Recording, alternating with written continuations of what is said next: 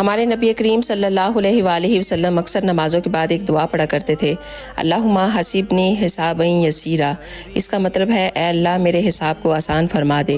تو ایک مرتبہ حضرت عائشہ نے آپ کو اس دعا کو پڑھتے ہوئے سنا تو انہوں نے پوچھا، یا رسول اللہ حساب کے آسان ہونے کا کیا مطلب ہے؟ حضور نے فرمایا کہ کل قیامت کے دن اللہ تعالیٰ بندے کے نامہ اعمال کو دیکھ کر اسے معاف فرما دے۔ اگر کسی بندے کا حساب و کتاب اللہ تعالیٰ لینے لگ جائیں گے تو وہ شخص مشکل میں پھنس جائے گا۔ تو دوستو، مرنا تو ہم سب نے ہی ہے، قبر کا عالم ہے، میدان محشر کا منظر ہے۔